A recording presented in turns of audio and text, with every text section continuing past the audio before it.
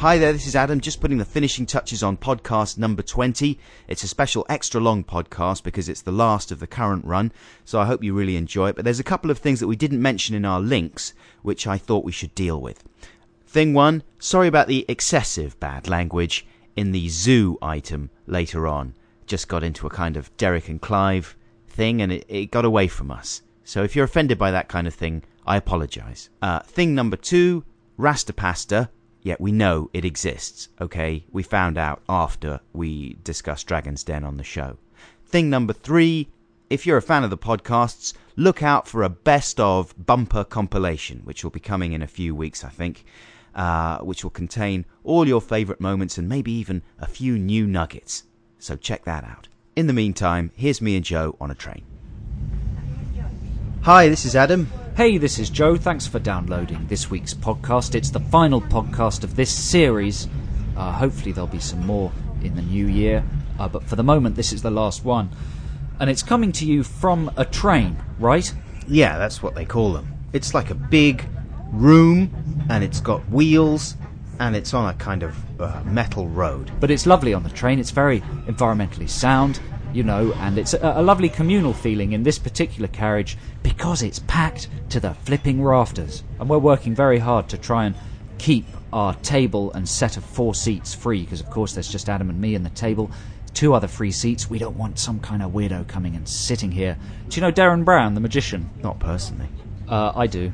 And he gave me a tip of how to keep people from sitting next to you. Yeah, what was his tip? He said you've got to be counterintuitive. That if you look as if you don't want the person to sit there, that will make them come and sit there. Because it's like a challenge. It's like a challenge. So the thing is to appear to be amazingly keen that they do sit there. To pat the seat, to grin, to wink, to like rub the seat, and then that'll repel them. That's good advice, don't you think? If you pat the seat and wink at them. And maybe go la la la la la with your tongue. That's a really good tip. The chances are it'll repel them. The other chance is that you'll get a sort of sexy pervert sitting next to you. So we've got 2 hours on this train, and apart from reading and listening to music, I've got some activities that are going to help pass the time. First of all, I'm going to stand in the rubbery bit between the carriages and put one foot in one carriage, the other foot in the other carriage, and then wait for the train to take a corner. And I'm going to inspect first class, because I think for a £5 we can get ourselves upgraded. And you know what that means? It means a free doily on the headrest. Right. An extra white doily so my jerry curl doesn't stain the seat. So there we go. We hope you enjoy the first segment of podcast. We'll be back with you later in the journey. Please have your headsets ready for... Adam and Joe in the studio, coming through loud and clear. Hello, yes, this is XFM.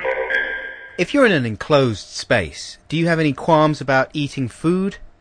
Like on a tube or a bus or something? I didn't used to, but ever since we went to Japan, Yeah. where it is frowned upon to eat whilst walking or in public, I've been slightly aware of it. Right. Because when I was in Japan, merely looking at the disgusted looks I got by eating on the street made me realise that it probably is disgusting to some people. I agree with you about things like fast food, for example. Yeah. Because that just stinks in the whole carriage, if you're in a tube or whatever, is permeated by the funk of the clown.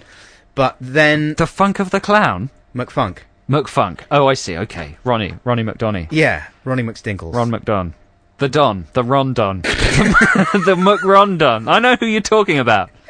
Yeah, but what if you're not walking? What if you're on a tube train? Ah, that's different. And you start to peel an orange. Where do you stand on that? Because an orange... Fresh fruit is different. I often eat apples along the street. Yeah. And I feel superior. Because I overheard some women the other day talking about the fact they hate it if someone is peeling an orange because all the little bits of orange... Citrus fly around and they can hit you in the eye and they sting. Yeah. It really smells. It really fills up the whole carriage with the smell of orange. Well, an orange is a sloppy thing to eat, and I think you should eat it with a piece of doily. But who could object to the smell of an orange? Towel. You know, it's like the smell of bubble gum. You know, it's a smell that everyone should like. You know, I'm on your side, but I can understand the women's problem. Yeah. Because it does spray, painful acid in all directions. Like some kind of creature that Austin Stevens would have to deal with. Who's Austin Stevens? You know, he's the South African counterpart of the late Steve Irwin. Hunter. Yeah. Oh, look, it's a beautiful snake. It's rearing up its spat in my eye. Oh, no, it's spat in my eye, and I've got to clean out the eye before it completely erodes the eyeball. It's so deadly poisonous. I got too close, but it's so beautiful I couldn't help it. Most difficult things to eat in public. I'd say number one, a McDonald's, pita bread toasted sandwich thing. Because all the stuff falls out. Well, the stuff just falls out, and you end up eating a bit of bread with a light coating of plastic cheese, and then you're left with a McDonald's bag full of molten cheese and bacon squares. Just like this weird protoplasmic gunk. Yeah? Yeah. Second most difficult thing to eat while on public transport or walking, crisps. Why? Just because of what happens to your fingers. You've been touching all the surfaces in the tube, and then you eat crisps, so you're like eating all the diseases. Yeah. And then you're left with a delicious, impossible to resist flavoury powder on your fingers and around your mouth. Then once you've cleaned that off, you've got to get all the delicious gunky bits out of your teeth. Right. The compressed nuggets of goodness that are loitering in your teeth, and you've got to do that with the finger as well. Do you do that? Pick it out. Yeah. Here's the problem I have with crisps, right?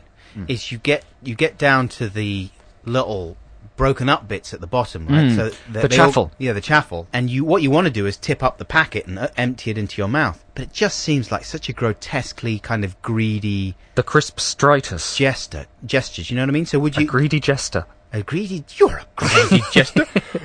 Foldy roll, your majesty. Could I have some of your chicken? No, you greedy jester. You greedy Get jester. thee henceforth. Exit my castle. Fripple fropple.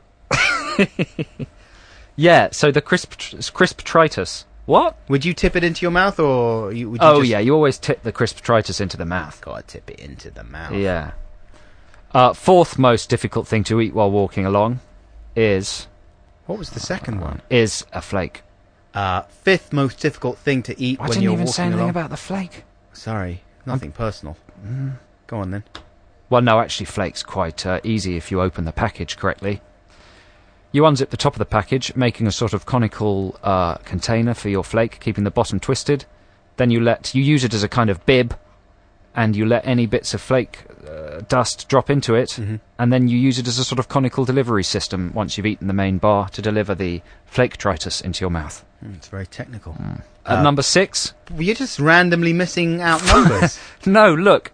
Crisps were 4, flake was 5, number 1 was Mickey D's. I've only missed out 2 and 3. Nothing random about that. Okay, number 10 would be a baked Alaska. That's difficult to eat on the move. I tell you what's difficult to eat on the move. A 24-course meal. Humble pie. My hat. My hat. I'd eat my hat.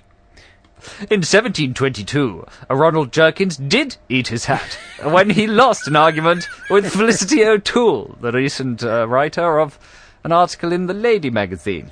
The Earl of Sandwich was one afternoon keen for a snack, and peckish as he was, placed a slice of ham in between his buttocks.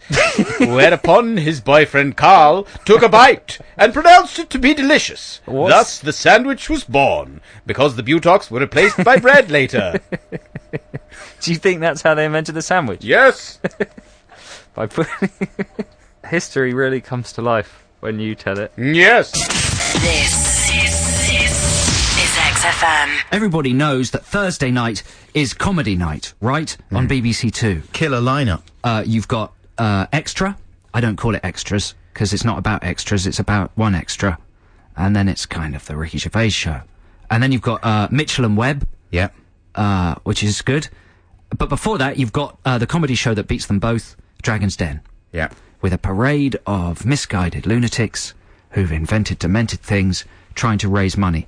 So basically, we'd like you to come up with a kind of pathetic, a brilliantly, intentionally pathetic Dragon's Den style invention. So here are some real ones. Last night there was, or not last night, on Thursday night there was Smarty Pants. Yeah. Do you know what Smarty Pants was? Do you remember that, Adam? Smarty Pants. Smarty Pants was personalised children's underwear. That wasn't a real one, was it? Yeah, she'd ordered 150,000 pairs of personalised pants. She'd failed to get any money from the Dragons. Yeah. She's still there a year later in a big warehouse full of Smarty Pants She's got no orders, but she's still... And I don't know if anybody saw that. She was letter setting or kind of printing the name Rosa on the Smarty Pants. Now, if she's doing Rosa, that's not a very common name, is it? Imagine all the other names she's done. She's got to be doing them to order, then. No, she's not. Is she not? No, she's just hit all the names and ordered, like, 50 of each. Rosa. Yeah, she's in trouble, Smarty Pants. But that was a quite sensible one, comparatively speaking, because there was also my favourite one, Super Knees. What, Super Knees? Did you see Super Knees? That's not like pads for... Is that the one where it's pads for cleaning or something? If only it was. No, it's roller skates for the knees. Nice. Yeah, so you get on your hands and knees and you've got roller skates on your knees. It was embarrassing. And anyway, so we want you to think of an intentionally rubbish idea for Dragon's Den, and we also want you to tell us what kind of equity you're giving away for. I can't remember the language. Like how much money you want and what percentage equity you're giving away. If we invest Do you know what I mean? in your idea. If we're to invest it. So I've come up with some examples. My name's Joe Cornish. These are my business ideas. Are you ready? Yeah, hit me. Okay, business idea number 1. Rasta pasta. That's good. Okay, I like the name of it. Rasta pasta. Right. It's pasta in the shape of dreadlocks. That's just good. And it's herbally flavoured. Do you know what I mean? It's got a sachet of herb to sprinkle on top of it. Rasta pasta. That's brilliant. That is brilliant, isn't it? I'm looking for £250,000 for 1% right. of the business. That's a pretty hard bargain you're driving there. Well, that's where the negotiations have got to start. Yeah. Okay? Okay. All right. Here's the second one. Now, this is a bit more sophisticated. Basically, it's for kids. Mm-hmm. It's a food accessory. Yep. They're novelty evil plastic heads. So little evil faces of evil children done in plastic. They've got a spike on the bottom. You stick them in the corn on the cob to hold the corn on the cob while you eat them, right? Yeah. You with me? They're called Children of the Corn on the Cob. Yeah. Yeah, Children of the Corn on the Cob. I'm looking for £100,000. You can't have for it. a 10% No. equity I'll tell you what I'll give you for Children of Corn on the Cob. Children of the Corn on the Cob. Children of the Corn on the Cob. Yeah. I'll give you 15 pence to pop it in the bin. Well, it's no Rasta pasta. You're stupid. I'm going to stick with Children of the Corn on the Cob and I'm going to become a millionaire. 1, 2, 3. I've got a blog. Rudy, Spooty, blog. I've got a blog. Here's the address. It's adam-buxton.co.uk. So check it out. XFM. Yes, it's XFM, and it's in London. So if you live in London, you are being bombarded by kind of Evening Standard style newspapers, right? There's the Evening Standard, there's the London paper, there's the Metro. There's kind of a war going on between free newspaper people. The Standard's not free, though, is it? No, the Standard's gone up market because they want to carry on charging. But there's loads of, like, disposable scandal press. And one of the techniques that these papers use is to just print ridiculously provocative things on the cover that make you worried. And then you have to buy it because you feel implicated by whatever scandalous statement they've made. For instance, today, in the Evening Standard, it says, "Sex and marriage, not compatible," says family therapist. Yeah, and there's a lot of people who are married, so they're going to be worried about that. And people who are considering getting married, people who aren't married, are going to buy it for the Schadenfreude. Yeah, so there you go. They've sold millions of copies of this, presumably. Here's how to keep love alive. Yeah. Make the effort. Seduce my partner? Do I still have to do that? This reluctance is often a covert expression of an infantile wish to be loved just as we are. So wait, this is just the usual bollocks about how to keep your relationship spicy, isn't it? Like sometimes buy her flowers, take her out to dinner, dress her in kinky undies, do little role-playing games every now and again. All these crap tips to keep the spark in your marriage. And they're dressing it up as if it was big news, like suddenly some scientist has discovered that marriage and sex are not compatible.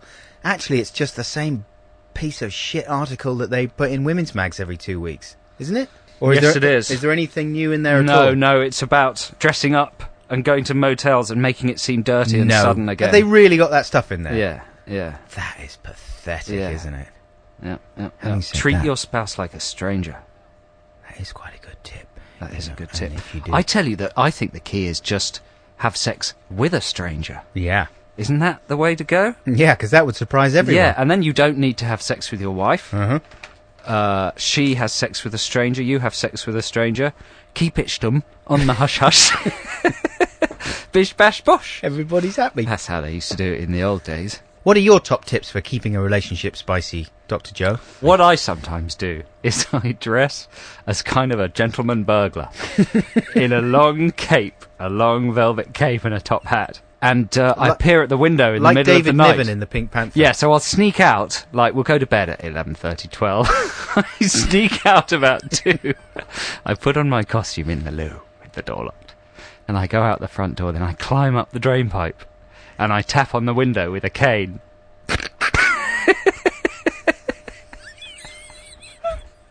And then she stirs, erotically.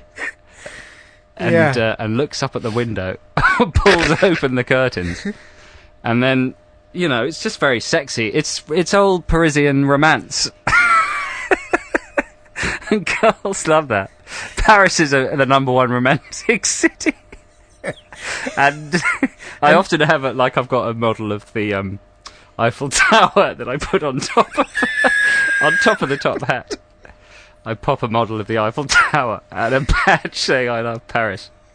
And it all cracks off. Yeah. This is XFM.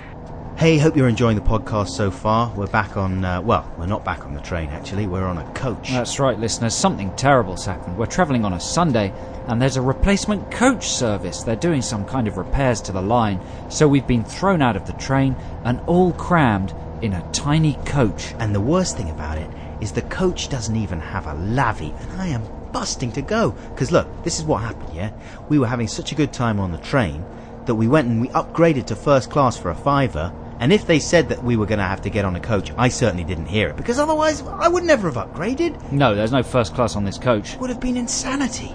So I was gallivanting, I was drinking free tea, I was drinking water and free soft drinks and stuff. But man, you should have gone to the loo while we were on the train in the station. You refused to go to the loo because you thought that your business just plops onto the rails. Well, that's certainly what used to happen, is that not? I mean, that doesn't happen anymore. There'll be a tank of blue fluid. That was the 70s. Yeah, but why does it still have the little sign that says, please do not use the lavvy in the stations? They've just forgotten to peel it off. Because in the 70s, it really did go straight through onto the track. Do you remember that? Did it? I don't remember that. Yeah, you'd be standing in a station, and suddenly you'd catch a little whiff while you were waiting for the train. You look down onto the tracks, and there'd be all these kind of straggles of off-white toilet paper there, and actual Tods sitting there sometimes, like That's a load not of true, Tods. is it? I promise you it's true. A fun game for a young lad in the 70s would be to nip down onto the track, because they weren't electrified, and just scoop a few Tods into a bag. Todd collecting. Todd collecting. Todd Carty. Todd hunting, yeah. Wow, Todd hunting? Todd hunting. Who's and he?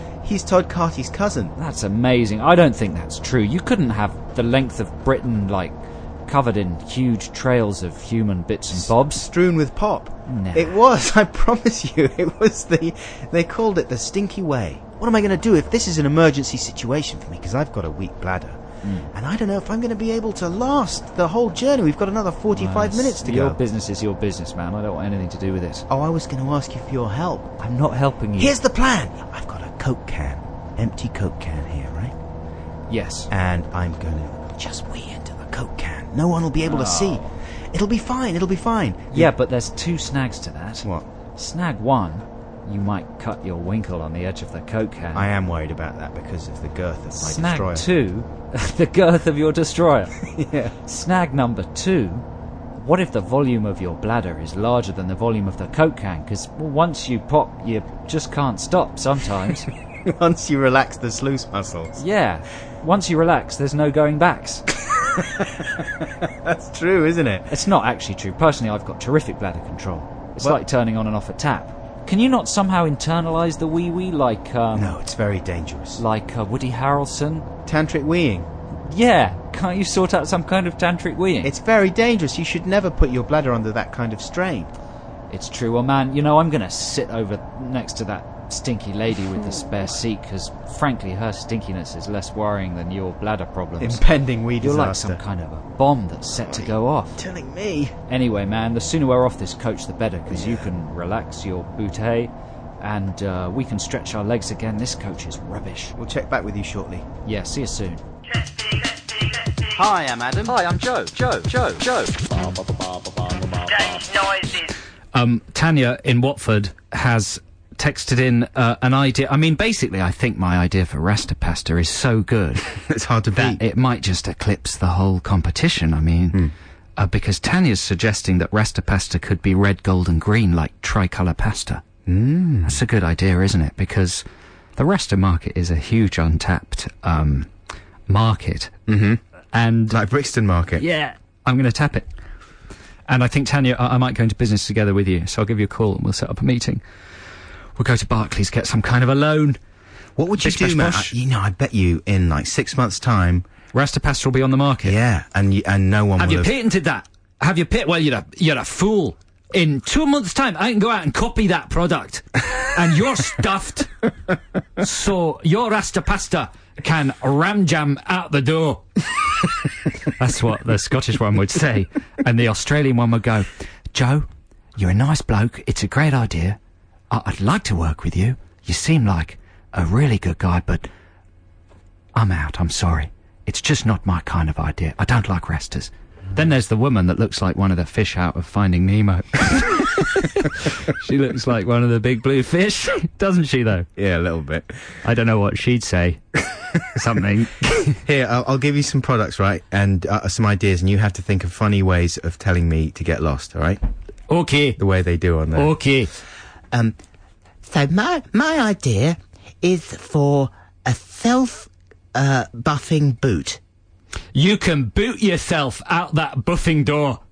Nice. Yeah, you see straight in there. Yeah. Okay, what about this? Hello, this is a device. It's a cake making device, and it makes cake making easier. Is it easy for you to make a cake out the door? What? I don't know. I don't really know about that one. You Quickly. could have had your cake and eat it. Something Yeah, take your... You you get the idea. Play a record, for God's sake. All right, then. And now, on the Adam and Joe podcast, here's another completely improvised musical interlude. Oh, baby, baby, you drive me crazy. You're so very lazy, and the sky is hazy. Oh, honey, honey, will you lend me some money? I've got a runny tummy. I've got to buy a bunny. Oh dear, my rhyming's bad. The rhymes in this song are sad. Wish I could think up some new rhymes. I've got so much time. Oh, sweet Jemima, I wish I found a different rhymer. 'Cause Jemima's a crimer. When it comes to finding a rhymer with Jemima, I am truly stuck. Thank fuck I used the rhyming word stuck, and now it's easier, I'm in luck to find things that rhyme with that duck. Ooh, rock. Ooh, fire truck, fire truck, fire truck, fire truck, lollysuck.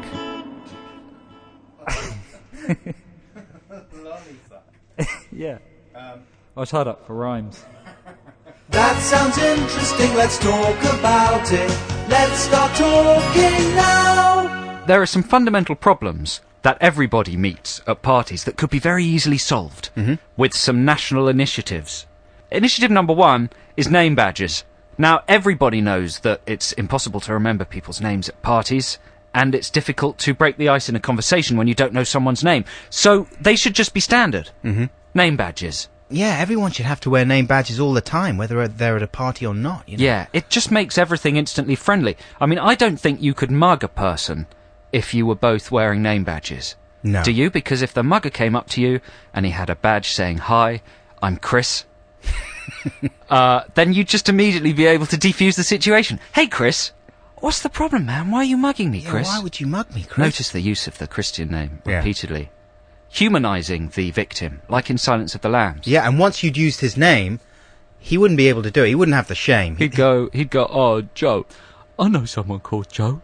And then he'd realise that it was a bit like stabbing a friend. Anyway, that might not be true, but name badges generally are a good idea. Cheaper than ID cards. And if they were actually pinned onto your skin, Right. so they're irremovable without causing a scar. What about a tattoo? Then they'd work just as well. What about branding? What about a barcode branded on your forehead? Well, and you would scan it and the name would come up on your BlackBerry or whatever, or your Yeah. mobile phone. Yeah. How about that? It's a Bluetooth barcode, Yeah. and your mobile phone gets it. You just stand near the person Right, and you key right. it in, and you have a look at your phone, and you're equipped. You sort of point the phone at whoever you want to talk to, right? And you download their profile. Right. This is the future we're This talking is the about future, here. even though, of course, fundamental Christians would have problems with that, because in Revelations it says that the number of the beast will be on everybody, and it's not those specific words, but something along those lines. That would be frightening, wouldn't it, if you downloaded a profile, turned out to be the beast? Thing number 2, turn the flipping music down if it's not a dancing area. Uh-huh. Like, what's the point in being in a room with lots of people you want to chat to, and then some git who reckons they've got wicked taste in music, shambling over to the stereo, turning it up to 11, a Spinal Tap reference, Nice. and putting on amazingly loud music. So you can't hear anything. You can't speak, you can't be spoken to. I think maybe the theory is that people are awkward in party situations and they like to have the atmosphere dominated by something that makes meaningful conversation very It's difficult. a different type of conversation, though, isn't it? Over loud music. You have to say simple things, like, I like your T-shirt! Yeah. Thanks! Where'd you get it? Camden! It's geek chic, isn't it? Yeah, geek chic! That kind of thing. That's right. You know, you can't talk about anything which involves too many syllables, No. or a sentence. Or anything. Yeah. Yeah. Are you okay now? Yeah, I'm in remission. Right. Have you been clean for a while? I think so, but there's always the terrible fear that it'll come back. And I live in mortal horror of that moment. Woo, yeah! How are you getting on with your wife? Are you still separated? Oh yeah, boogie, get down, party, everybody Yeah, party. we are. I wake up every morning crying. I just feel as if I'll never be happy again. That was interesting, we talked about it. Let's stop talking now. Talking of immature, we've been running a text competition to asking people to come up with pathetic Dragon's Den style business ideas. The more kind of rubbish but yet feasible, the better. What? Adam, do you want to judge some Yeah, of these? yeah. Okay, you ready? Okay. Here's a kind of starter one. Okay. The gibbon ribbon. Well, what's that? This is a ribbon with pictures of gibbons in different poses. It's suitable for monkey enthusiasts' present wrapping needs. Rubbish. He wants £200,000 for a 10% No. stake in the equity. You can't and that have comes that. from Dunstan. Dunstan. Out of Dunstan checks That's in. the best bit about So the whole he knows thing. about gibbons. He knows about gibbons. So he knows Adam his Bucks is gibbons. saying that's rubbish. Out the door, monkey boy. You can take your monkey business and climb up a monkey puzzle, a monkey tree. Because you're a monkey. And, yeah, that's the end of that one. That's not, they wouldn't have used that in a finished programme. No, they wouldn't. They would have cut They would that have one chopped out. around that one. Mate, you're a great guy. Everybody loves monkeys. But it's just not going to float as a business idea, so I'm out. What about this? Pimp limps. Shoes or boots with one sole deeper than the other, enabling anybody to pimp walk like Huggy Bear. That comes from Mark, the pimp limp. What's to stop somebody from just wearing odd shoes? Or wearing one of their girlfriend's shoes, like a high-heeled shoe? Why are people going to buy pimp limp? It's stupid. You're ugly and you stink. Get out. That's the response to that one. Mate, it's... you get the idea. What about this? I just like that Scottish accent. It's not very good, is it? It's like Robin Williams' one in Mrs. Doubtfire. That's right, yeah. Oh, it's Hello, only worse. children. Okay, who have we got on the line, Xanthi? We've got Steve. Steve, are you there? Hello. Okay, that was good. Well done, Xanthi. Hello, Steve. Hello, how are you? Very well. We reckon you're the winner of our competition. Oh, brilliant, thank you. So we want you to now imagine you're in the Dragon's Den. Mm-hmm. You're walking up the stairs. You're smelling I'm sweating. the stink of fear, the sweat. What are you wearing, Steve, for this presentation? Obviously my best suit. I wouldn't want to let anybody down. Good. He's well Okay. turned out, serious. Dum, Absolutely. dum, dum, dum. That's the heartbeat music. You're standing in front of the dragons. They're sneering at you.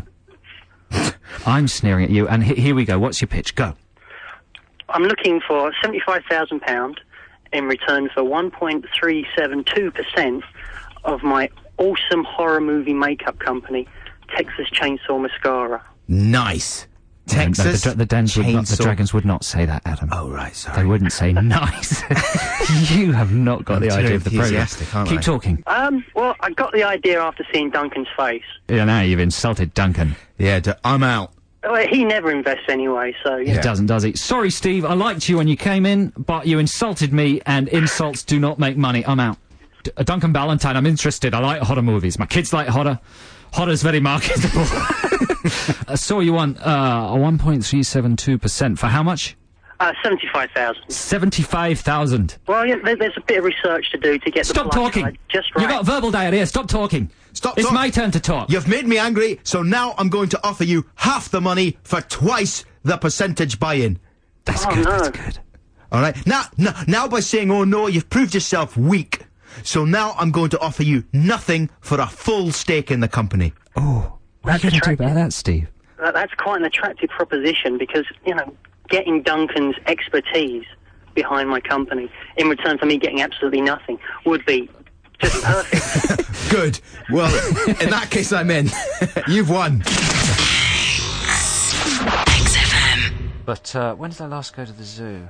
London Zoo. Going to London Zoo next week. Why are you going? Taking my niece. Oh.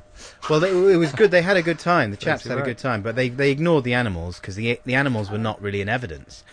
You go to the zoo and you wander around, and the giraffes were the only fucking jungle people. I tell you, that's what I've always thought about giraffes. Yeah. They're the only fucking jungle people. That put in the that fucking put effort. in a fucking effort. You know what I mean? Giraffes. Fucking giraffes will go. That's why their necks are long. The bears, we went to fucking see the Fucking bears. Shit. Bears The are fucking shit. bears, they weren't anywhere You near the fucking fucking bears. places. Bears, you fucking bears. And they claim income support. Exactly. And they're fucking on Fucking the bear. DSS. Who cares about Who the gives a fucking fuck bears about the anyway? bears? Go back to where you came from, bears. And the Put bears- fucking bears back on the boat on the where boat. you fucking came from, back bears. in a fucking boat, you cunts. And they're right next to the monkeys, the fucking monkeys. And my little boy, Nah, come on, he love the was monkeys. So, hello, of course, Stick your of course little you love the monkeys. Everyone loves the fucking monkeys. My little boy was so excited about the monkeys. Where are the monkeys, Dad? He was saying, Fucking this way, son. cunts. Here they are, son. Here they are. Lovely sunny day. You'd think the monkeys would be out swinging around, asking for peanuts, having a nice time, scratching themselves. Were they bollocks? They're fucking cunts. They're all fucking inside their cave. Society, Adam, society has set impossible expectations for animals now. And it's just got worse and worse. I mean, every other CGI film is about cute animals. And kids now think animals can talk, they have, like, makeovers, and like going to clubs, and hate it in zoos, and want to go either to Times Square or to Madagascar. And the reality of animals can't possibly live up to what Pixar and Disney have led children to believe. Listen, we were not And you know asking what a these great secret- deal from the monkeys. All we wanted to do was see the wretched creatures. And the thing is that London Zoo have built them such extravagant accommodation that now they're inside just watching DVDs. and Watching stuff. DVDs. You know, they weren't in any way Bubble baths. visible. But it's true, man. Disney and Pixar, they've conspired with governments to make animals a disappointment so that children won't mind when they all become extinct. Are you sure? Yeah, that's what happens. Pixar, they get the kids used to animals that can talk and wear clothes. Like, then kids go to the zoo, and it's like, where are the clothes? Where are the sassy wisecracks? Right. Where's the funny one? Where's the one that talks like Eddie Izzard? And Mum goes, sorry, son, in the real world, that just doesn't happen. Animals just kill each other and occasionally reproduce, and otherwise they just eat and look around in a slightly alarmed way and sleep. Yeah. And that's all they do. And what do the kids think? Fuck it, kill them. Fucking kill them. I don't care. Goodbye. Well, Good if that's riddance. true- If you can't talk, if you're not wisecracking, Fuck off. Yeah. Close the zoos. Close See that if I fucking care. zoo. See if I Zoos in the future. In the future, zoos won't have. They'll just have animatronic animals. And do you know what those animatronic animals will do? Did make wisecracks. Make wisecracks. Yeah.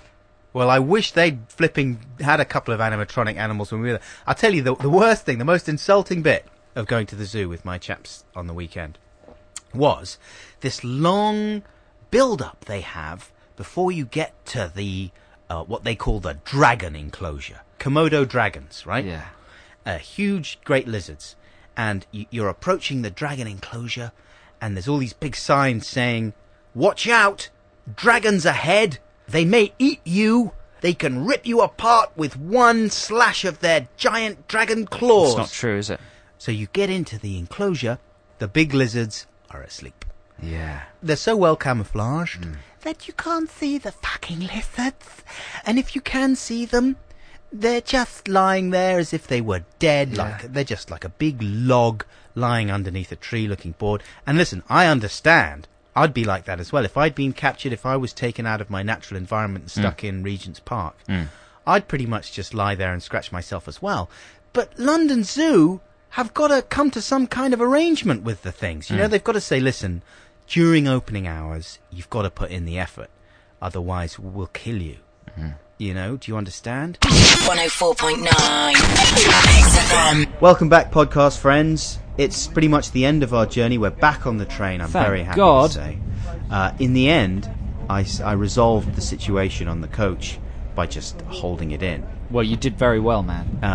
But I only just made it, I tell you, and there was a tiny bit of leakage.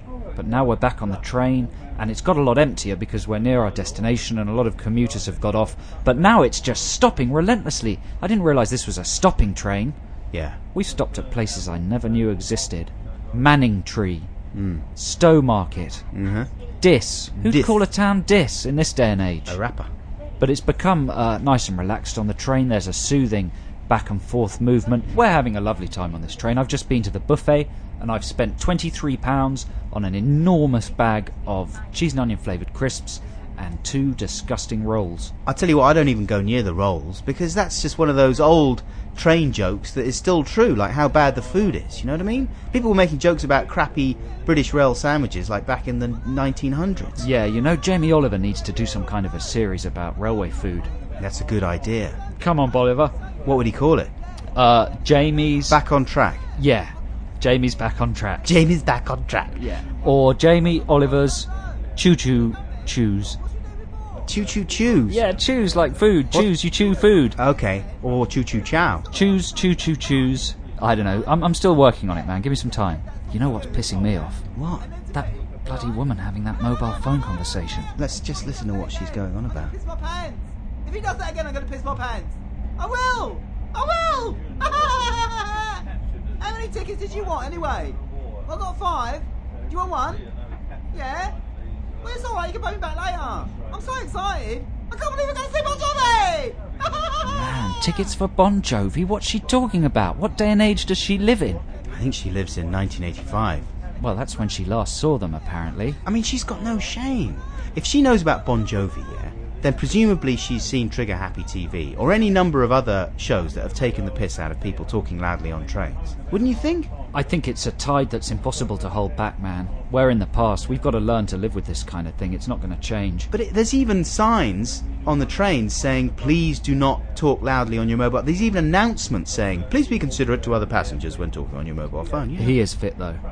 Who, Jovi? John Bon Jovi. Yeah. He's so fit. And they're on fire.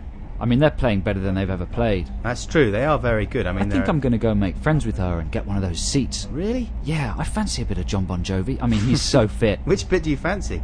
Just the hair. The thighs, that's the bit I like. Yeah, the idea of thighs. them being clamped round my face while he sings. Well, listen, we're almost there, though. And, of course, when we arrive at our destination, folks, that's going to be it. No more podcast. That's right, this is the last in this current series of podcasts. There'll be some new ones coming up soon once we've had a bit of time to think of some new things to talk about. But thanks for listening to all of them. Bye. Bye. XFM. This is XFM. Well, You've got 1 fucking minute left to come up with something funny. 1 minute link. Here we go. Joe Cornish, we've got 1 minute left on the CD. I want you to talk without hesitation, repetition, or perversion about Tony Blair. Tony Blair is George Bush's poodle. He does anything that George Bush will tell him. He started the war in Iraq. He was the Prime Minister a while ago. Everybody thought he was going to be wicked, but he turned out to be rubbish. His hair started off brown. Now it has gone all grey. Stop. You hesitated. Sorry. And you repeated something. I repeated Tony Blair. So, Julian Clary, you take over, please. Thank you very much. Tony Blair. Tony Blair is quite a sexy man. No, he's not very sexy, actually. Gordon Brown. What's Gordon Brown got stuck in his mouth? He keeps chewing something. I don't know. He'll never be Prime Minister unless he spits it out. That's what my friend Tony said to me yesterday. Spit it out. I said, no, I'd rather swallow. I'm gay. You can tell I'm gay because of the references to gay lifestyles I make. It defines my entire character. Gay. I'm gay. What?